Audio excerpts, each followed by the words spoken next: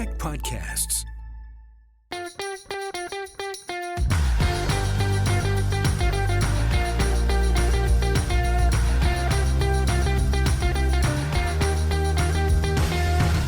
Hey everyone, welcome to a special edition of Political Capital. I know we said we were going to be off on holidays for the summer, but I couldn't resist bringing in my longtime friend and co-author and colleague at the Press Gallery, Richard Zussman, Global BC's legislature reporter. Richard, I thought we'd do a special podcast just talking about John Horgan.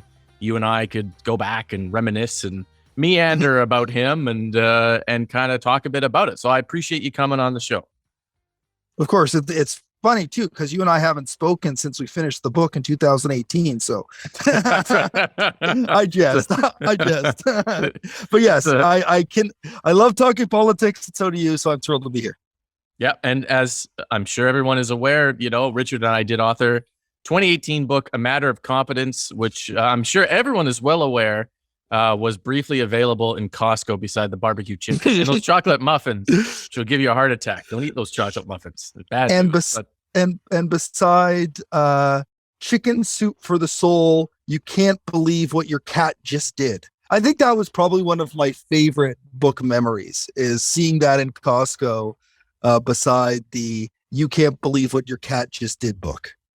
I still can't believe it. Those cats, no good. I hope we get to good times. I hope we get to talk about cats at some point, because I know you're causing some trouble on social media about the idea of bringing a cat to the legislature, which, as the president of the Press Gallery, if it's the last thing I will do, I will block any idea of a cat coming to the legislature. But I'm willing to spar with you on that point at any point. Well, it was good having you on the show. Thanks for coming out, Richard.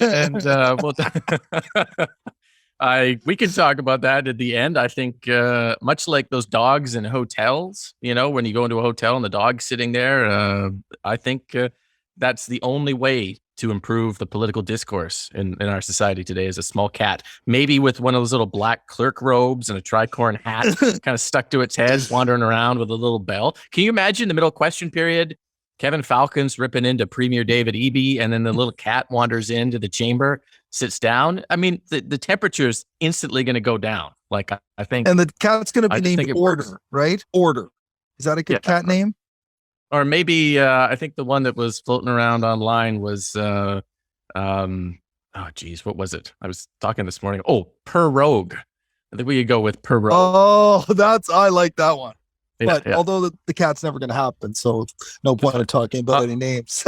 Yeah, I'm just saying that you can put the Order of BC in the mail to me right now, because this is my contribution to the province to BC make it Society. better. Yeah. Greatest contribution, Rob Shaw. Yeah, not all heroes wear capes. The man who brought, forever remembered as the man who brought the cat. That's right. Yeah. Okay.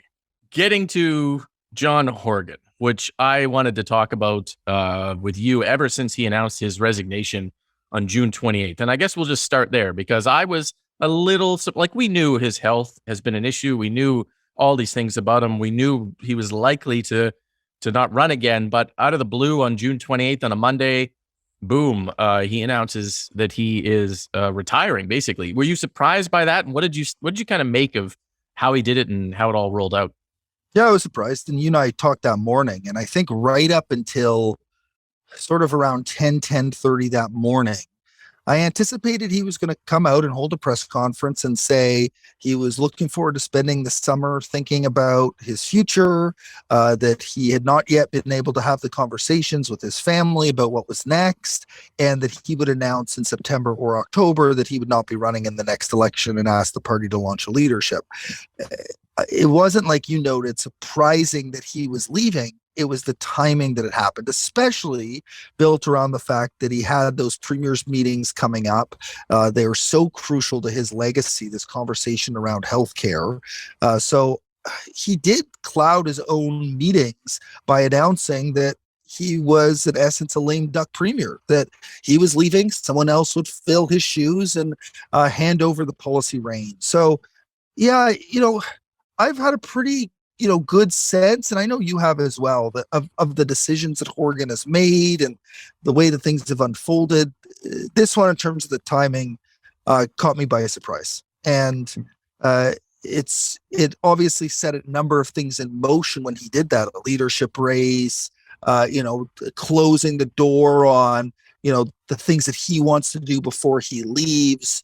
So all of those things, the second you announce you are done, it triggers a bunch of other things, and it's impossible to control those things. And we know, and we'll talk about this premier's office loves to control things. So the second that you give that control up, things become unpredictable. Yeah, I was equally surprised. I just sort of thought, and I've said on this podcast before, I didn't think it was handled very well. And I was surprised at the way it was done, and it kind of missed an opportunity for him to celebrate some of the things he's done in his riding with his family and all the things that you and I would. I always assumed John Horgan would resign, in Langford in his favorite lacrosse ball, surrounded by the Shamrocks team and his wife and whatever. And he stood in front of a couple of crummy flags in a Vancouver ballroom, and I just thought that's not. And we try to piece together why he decided to do it this way, and haven't quite put the whole story together. But obviously his health, I guess, is certainly this underlying concern. But have you ever put your mind to why you think it happened the way that it did? I've spoken to him about it a few times now, and I think the clue that we should have seen, and there's not a lot of people who know Premier Horgan as well as you and I do. I think of the members of the gallery, you and I have spent as much time talking about him and to him as anyone in this last 7-year period, opposition leader through to being premier. And I think the clue that we should have picked up on, that we missed on, is when Horgan makes a decision, the decision is in essence done. And we saw that with the election. We've seen that with Site C. We've seen that with a number of policy pieces that he's done. And I think when he knew he was done, like we all knew he was done, he just decided to rip off the Band-Aid rather than draw it out. And I think there'd be a lot of politicians that would draw it out in order to not cloud over other things they're doing. And I sort of was mad at myself for not seeing that, because knowing Horgan, I should have known that the second he knew he wasn't going, which was inevitable, he was going to just say he was going. And the timing was built around a caucus meeting and a cabinet meeting. So I think there were a few clues there.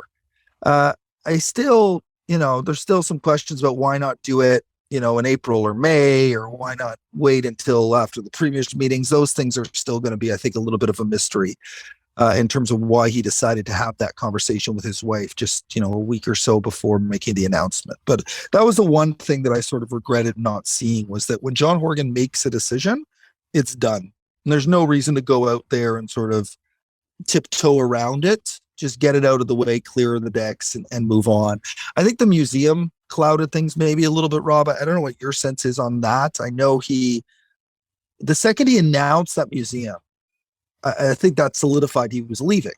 The Liberals framed it as legacy project. I think there are a lot of truth to that he wanted to have this symbol in Victoria's Inner Harbor of the work that he had done as premier, that he delivered this mega project for his hometown, built around the things that he cared about. It would be this incredible building based from wood from British Columbia. There would be parts of that museum that would reflect our cultures and our diversity and who we are as people. And as that project dragged on and ultimately led to him backing away from it, I think he needed to time it, leave the project, leave the job. I think that's probably why the timing was like that, is because he had to clear the decks on the museum. Mm-hmm. And the little clues, I agree with you that it's weird covering politics for as long as you and I have, because in essence, our instinct becomes very valuable, and yet we are surrounded by people who are paid to tell us not to listen to our own instincts. That up is not up and down is left, and the sky is not blue. And if you remember, Horgan came back with this great fanfare that he was feeling great and he was ready to go after his throat cancer. He'd lost weight, but he was excited about the future. And then I think he flagged quite a bit. He started missing question periods regularly, something he hated when Christy Clark did. He was standing in the hallway waiting for them to end some days. He wasn't attending events. He disappeared for long periods of time.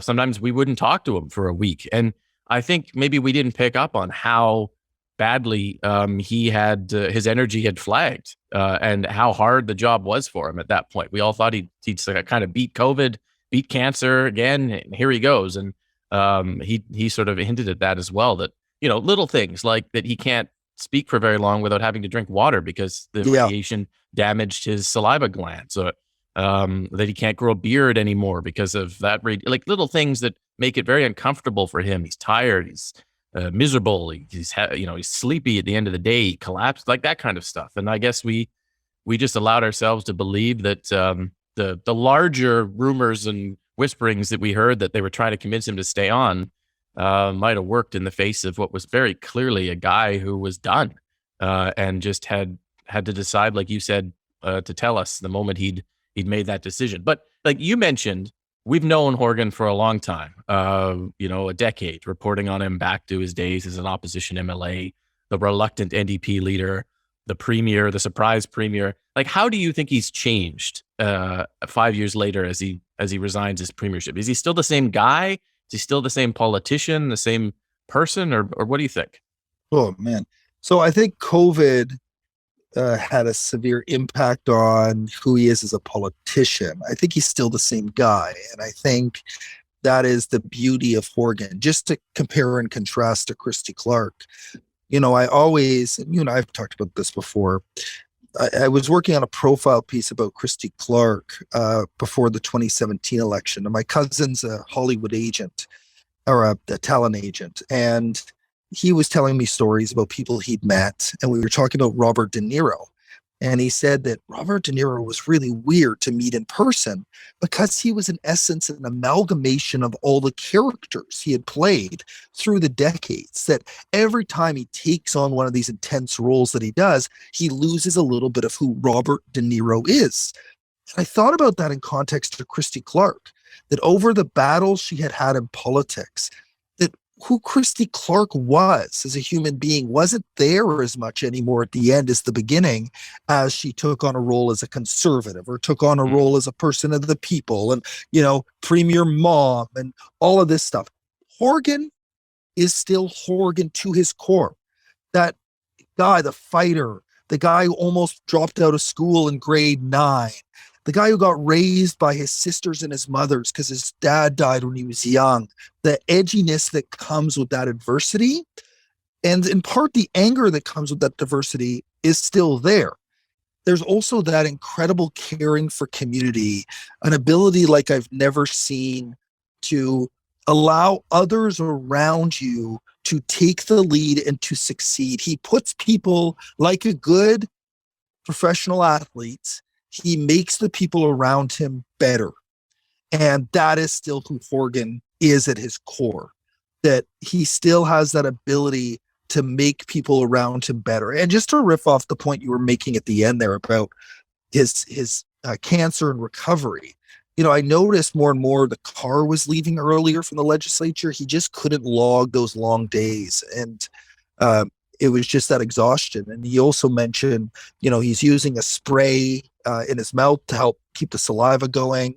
He's also very self-conscious about all of this, because although he is the same person and the same communicator and the same leader, physically he's different. And I think that's really challenging. Again, to make an analogy around athletics, it's like a great player who plays into their 30s and 40s if they're lucky, and they're just not the same player they once were because their body can't do it the same way. And that's really tough to change the way in which you do things because your body just is communicating differently as you try to execute what you want to do. Yeah. And I agree with that kind of sports analogy, and maybe the team sports analogy, because he was a big basketball player. That's what kept him from dropping out of school. And he tells that story quite a bit. He was big into lacrosse as well. He's never been a kind of solo operator. He allows his cabinet ministers to minister. He doesn't kind of micromanage them like Gordon Campbell did, and to some extent a little bit like Christy Clark. So I think you're right. And he ended his premiership, or he's about to, with his heart still on his sleeve, right? Like there's very few politicians you and I know who you can sort of genuinely gauge how they feel because they don't hide it, and you can hash things out with them when they're upset mostly. And he's there's an authenticity there that I think was his secret sauce, and cut both ways when he got angry, but I don't think he lost it in 5 years, which is kind of remarkable when you consider how that job can change people. But what was it like? And I know this is a little bit of inside baseball, but that's why people listen to this podcast sometimes. Is what was it like covering him over those years for you? And then I'll jump in. But in opposition, he's around all the time. We talk to him. We have a dialogue. He's dumping on government. They're very happy. You get into the premier's office. You're blamed for everything. You're a little bit isolated.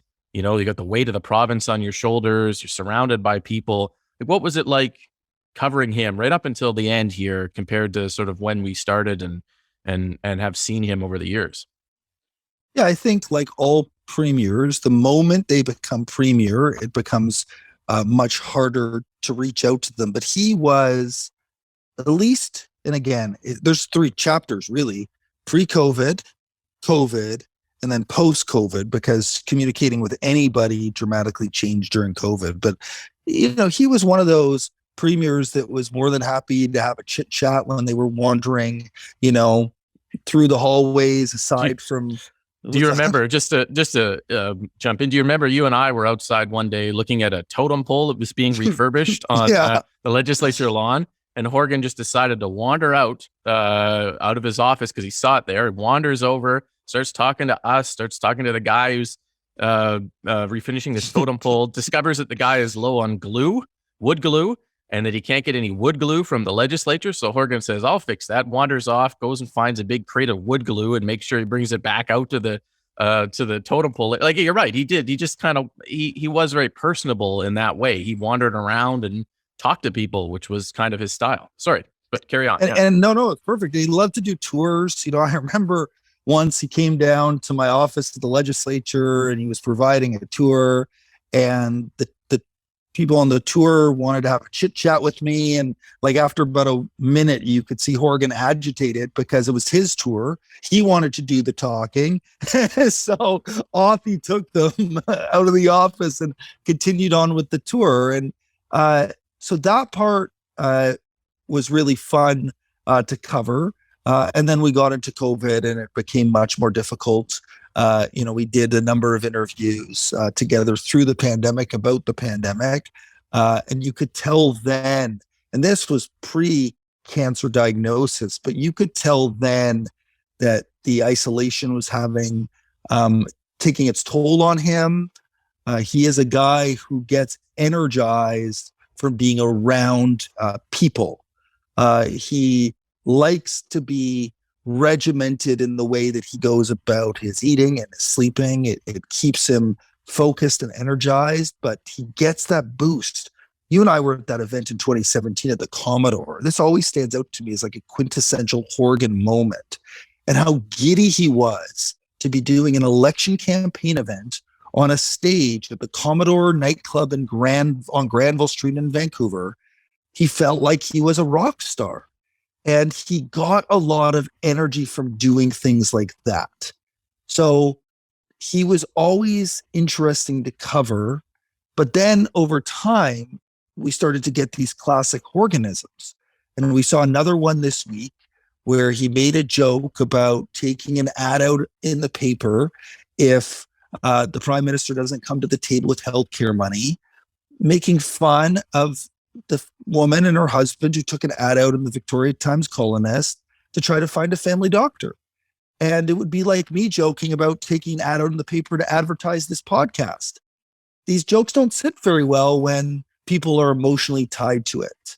He made his comment about fatalities being a part of life, tied to the heat dome, where more than 600 seniors died due to the heat. So I feel like those sort of off the cuff comments that can be perceived as insensitive, although Horgan didn't mean anything by it, those started to creep in. And that made the third phase of challenging or covering Horgan, entertaining, but at times challenging, because it was hard to predict at times what sort of comments he would say off the cuff that could get him in a little bit of hot water.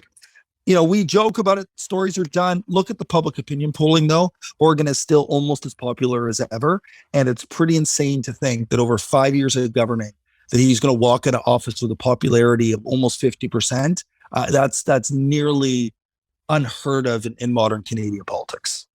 Yeah, and that decision to leave when his popularity is so high kind of, I think, influences maybe his legacy in a little bit. And it might be too soon to talk about legacy, but when you leave, when you're not run out of the province like Gordon Campbell was over the HST, or you're not kind of overthrown by everybody else like Christy Clark was, you don't leave with this sort of kind of loser phenomenon over you, where the electorate rejected you, or something happened, you lost the confidence of the House, were voted out, and had to walk, back to your office the last time before you resign. Like, Horgan leaves as the king, and how does that affect his legacy, do you think? Because I think you're totally right in the way that we view his career.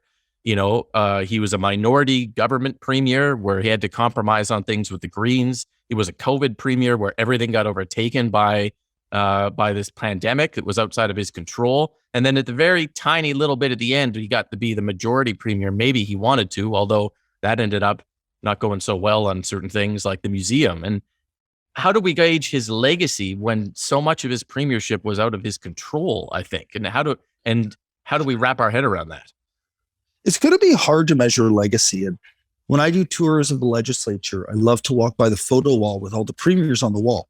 And you start with, Bill Bennett, second longest serving premier in the province's history. And then you get to Van der Zalm resigned in disgrace, Rita Johnson, summer job premier, Harcourt resigned in disgrace, Clark resigned in disgrace, Dan Miller was a part-time premier, Ujjal was a part-time premier. You have Campbell, who eventually resigns in disgrace, and then Christy Clark, who loses a confidence vote. Now you have Horgan, who just walks away. So it changes the narrative a little bit about this ebb and flows and wacky politics that we've had here. I think in terms of legacy, you're going to point to UNDRIP, and we'll see what that means over time. I think that legislation is crucial. We'll see what bears out with this anti-racism legislation. I think that's far too early to determine at all that it's part of Horgan's legacy. I think the measures he put in place around affordability. So there's going to be substantial SkyTrain development due to Horgan. Again, it's an add-on to what we've seen. If we somehow get to a time when a majority of British Columbians do have $10 a day childcare, you have John Horgan to thank for that.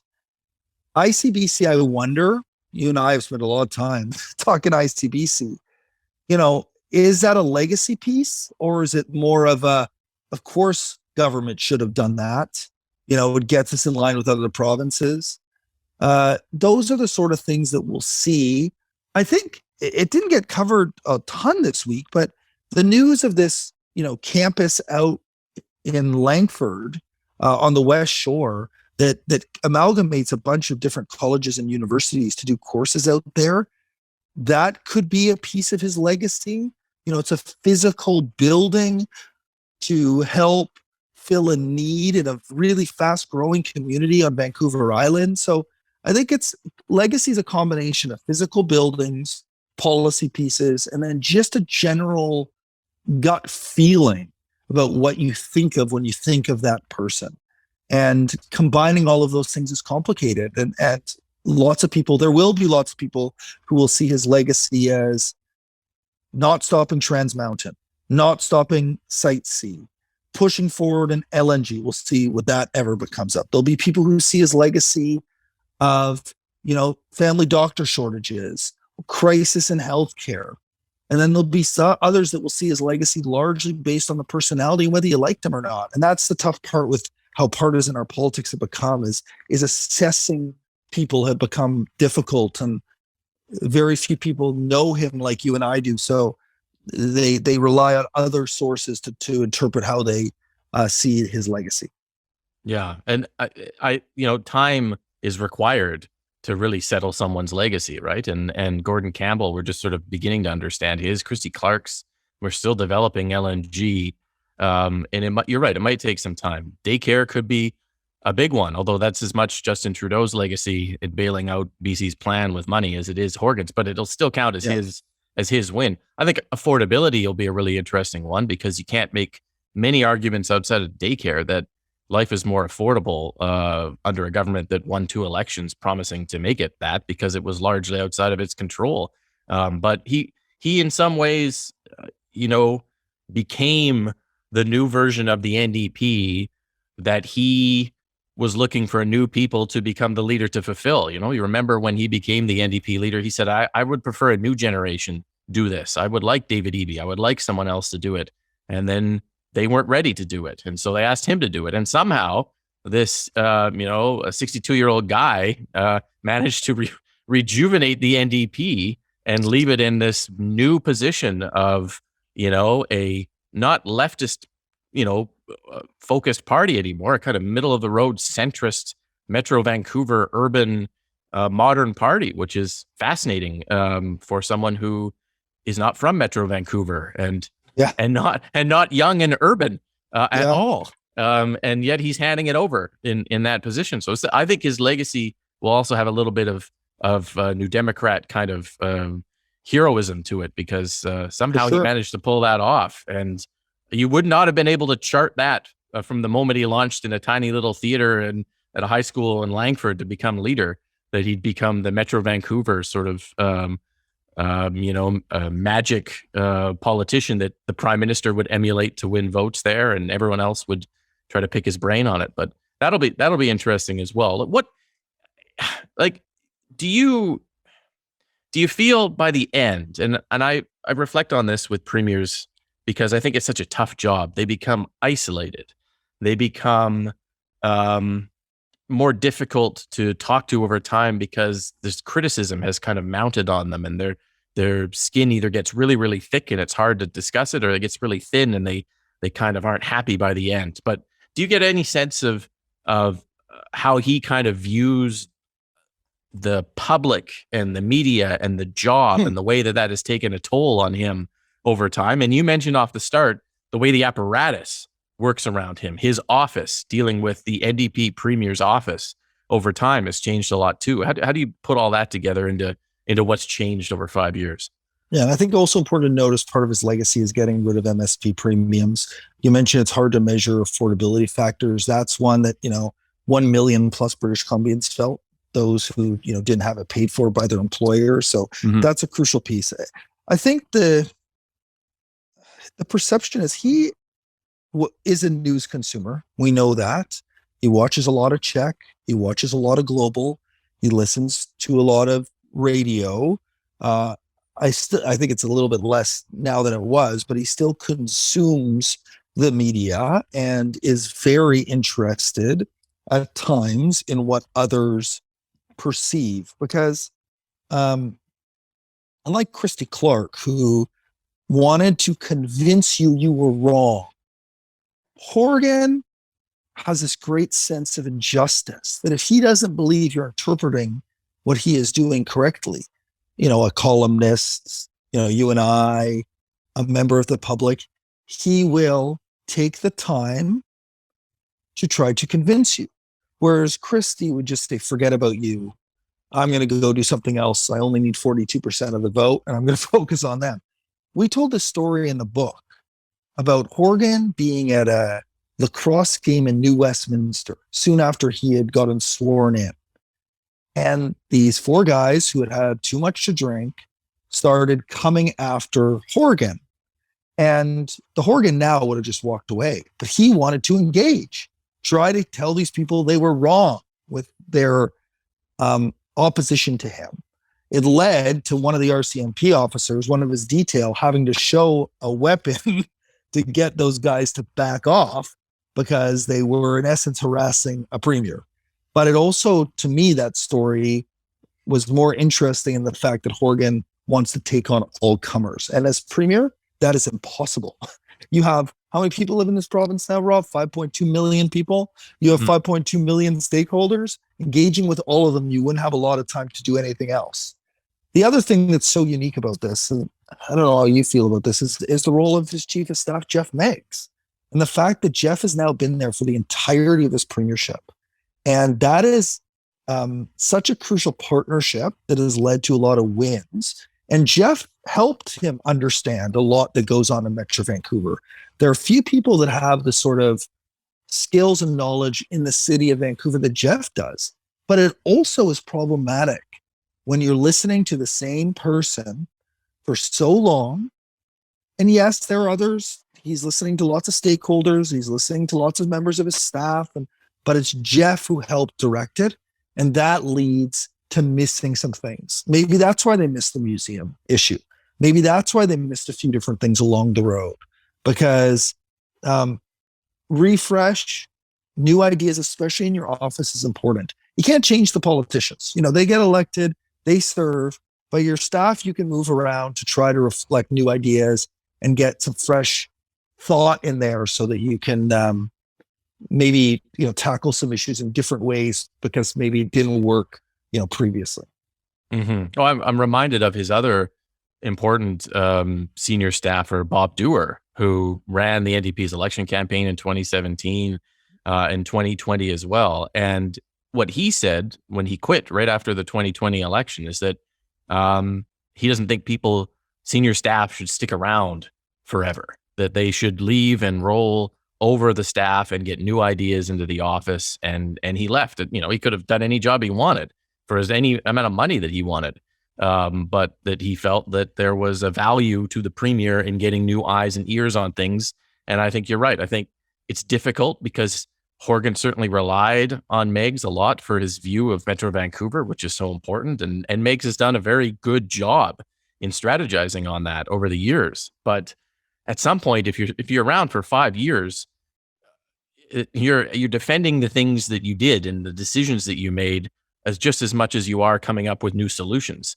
And that sort of intransigence in some of the NDP's positioning and the reluctance to give. I noticed near the end of Horgan's premiership, and I don't know if you noticed this too, that they got a little bit of both governmentitis and also the weird phenomenon we heard, rumblings around with Christy Clark, which was that they would rather sometimes hang on to an unpopular position than give a win to their opponents. We can't give a win to Kevin Falcon because it'll be too much positivity for him. We can't. And I think that contributed to the museum project taking so long to back away. And that comes from intransigence and reading situations wrong and getting too worried about the political wins and losses and less worried about the strength that Horgan always had in his pivot, the strength in admitting he was wrong. And I found that disconnect grew quite a bit up until the end of his premiership. But I don't know if you noticed that as well. I did. And that's a great point because,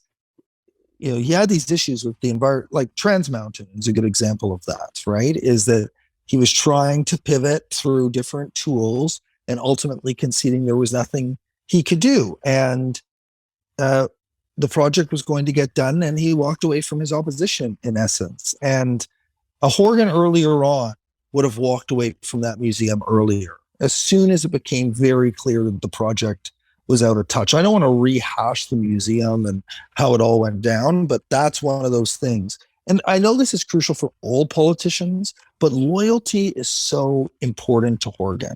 Sheena McConnell has been in his office since the beginning. She is loyal to a T, and he trusts her unlike anyone else, even more so than Meigs, I believe. And that relationship is incredibly crucial. But there are not that many of those relationships. And so the problem is Horgan wants people he wants to trust. He's had Amber Hawken has been in the office a long time. We've now seen George Smith in the office for a long time. We have these people in Amber Nash. We have people in this office who have been there a long time because he trusts them. And there's a worry that if you make those changes, then you lose that trust. And that's a really tough balancing act, is having people you trust while also bringing in new people to supplement that. And all premiers grapple with trying to find that balance because it's not easy. But yeah, you make a really good point that I think he used to be able to pick up on those things a little bit more quickly. It used to drive him crazy that Christy Clark would hold events and the media would not be informed. We started seeing Horgan do more of that. And the word we always hear back is, oh, well, that's what premiers do. We can't give out his whole public schedule. Fine. I agree in part, but you criticize the previous premier for doing that.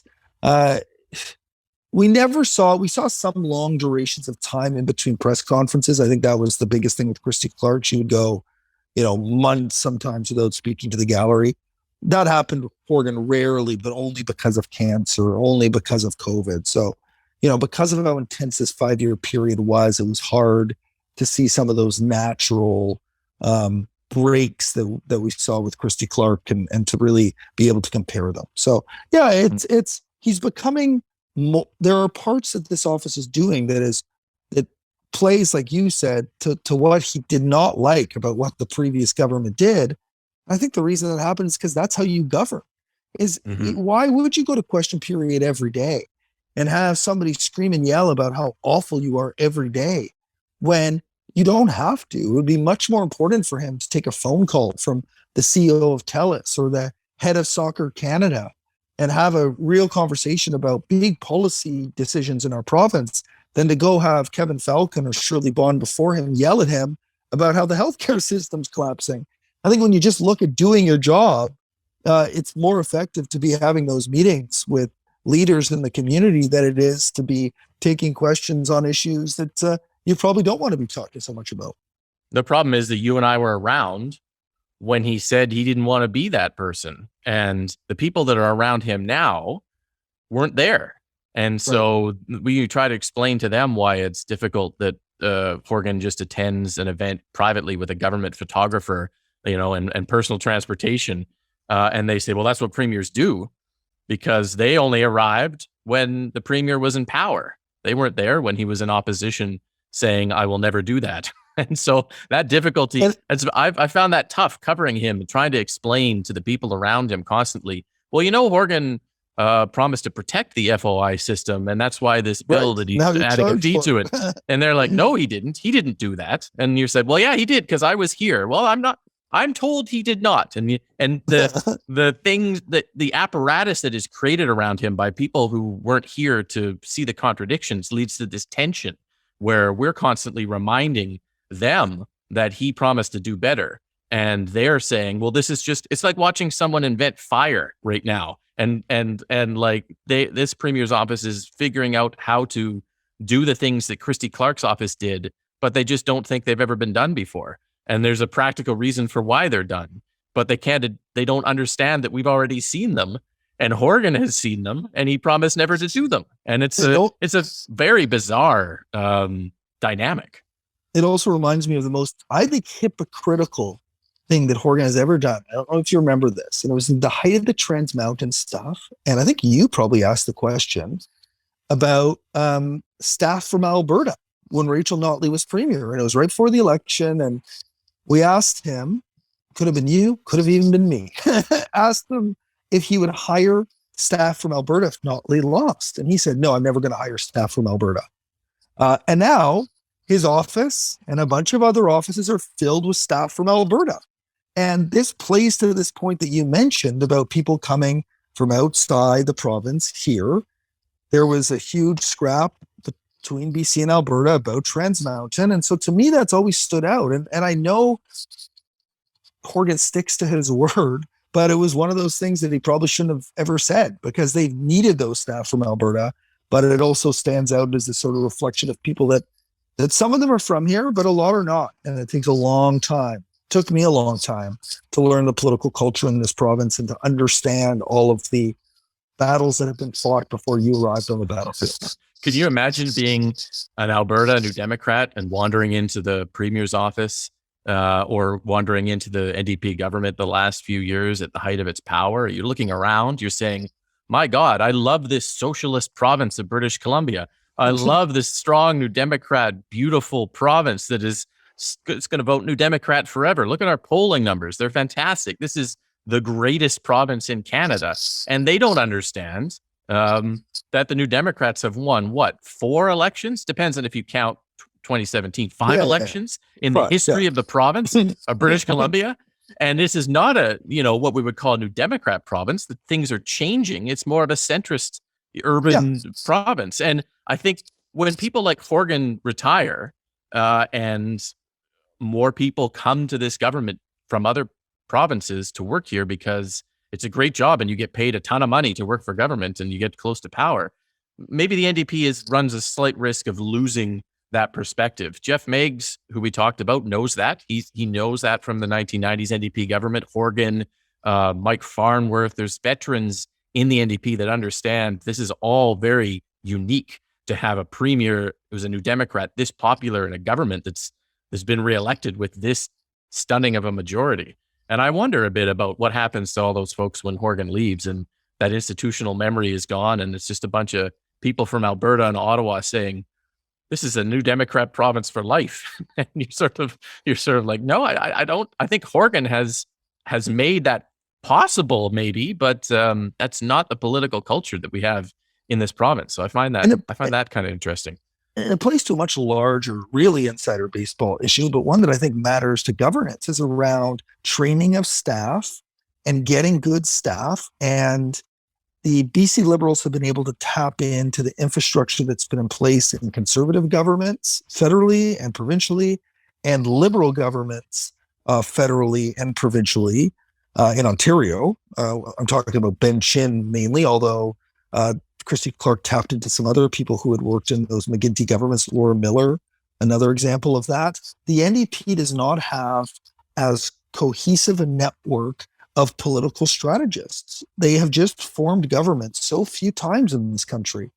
Once in Ontario, once in Alberta, a handful of times in Manitoba and Saskatchewan. But beyond that, there's not a lot of experience working in governments. And experience is important. City Hall experience helps, sure, but knowing how to govern at a provincial and federal level is crucial. And the BC Liberals have been well served by that. Having staffers who have moved around the country and experienced governing helps when you then walk into the Premier's office and understand how to pull all those levers. And the NDP struggles with that. And that's why you see staff move around, because they're trying to tap into people who have senior experience, and finding them is very hard. Mm-hmm. And it goes back to the issue of loyalty in Horgan's office. Should there have been a better plan to create new chiefs of staff and new senior leaders out of the people that the next generation of New Democrats? I think, unfortunately, you sort of have who would be the next chief of staff if Jeff Meigs left? And people would be wondering, I think. And well, I guess we don't have to answer that question. But the New Democrats didn't do a great job in, the head of their government communications, the deputy ministers from the 90s, the chief of staff is from the 90s, Horgan's from the 90s. It's a bunch of people around him in senior positions that the facade of the New Democrat government looks like this modern, young apparatus, but the decision-making is consolidated in a bunch of primarily old white dudes who are holding all the levers of power and didn't really let them up for much of the time of Horgan's 5 years. And I think they missed an opportunity there to have very senior young people elevate up all the way through and a new generation ready to go. But that's their decision. Yeah, and it's hard, though, because you think about the names, Mira Orrick, Jamie Madden, those are the first two that come to mind, longtime New Democrats that have young families. And uprooting those families and moving to Victoria and taking on these important roles is hard. So it is easier to find old white guys to take on the jobs because their responsibilities around managing a family and growing a family are less significant. And I think Horgan has done a good job at creating diversity around the cabinet table and around staff the best he can. But you're right. And that just plays to that challenge in politics. And David Eby's going to run into the same thing, because I think, Eby being in his 40s, you would anticipate he may bring in a chief of staff around the same age. Maybe his senior communication staff and operations staff and policy staff reflect that same demographic.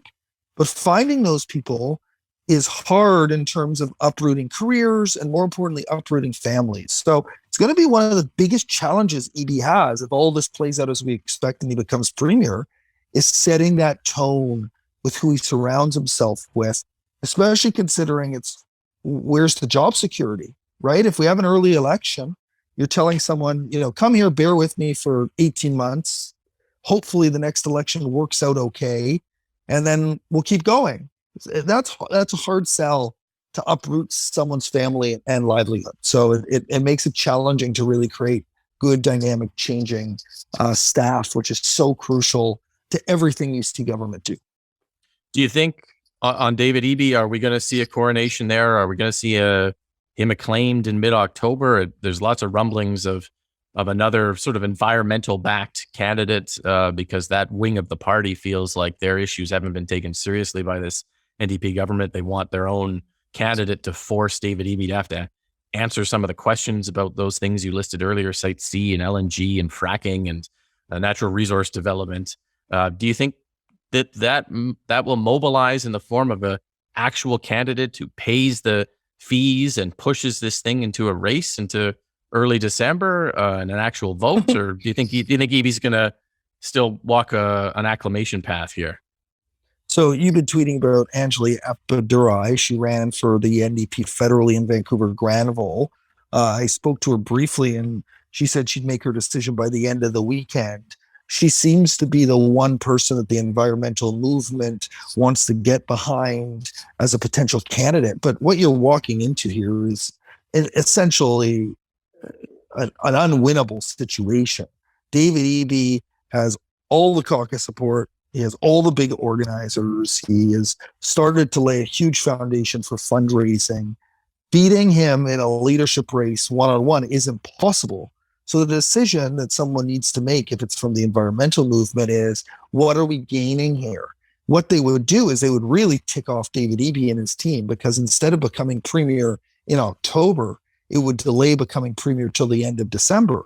But it would also lead to a few months of debates and conversations, and maybe those conversations focus not just around inflation and affordability, but around the environment. Maybe that's all the environmental movement wants. And we know they can find the money. They can fundraise as well as any sort of organized activist group we've ever seen. So the money won't be an issue. They just need to make a decision. Are we going to send someone out there to have a discussion about ideas, to broaden the conversation, knowing full well there's no chance of winning? That's a decision that Anjali and others around her need to make. That I don't think, knowing the political landscape, there's any chance she would ever win. But she could engage in a conversation and disrupt Eby's coronation and keep him out of the office at least for a few months.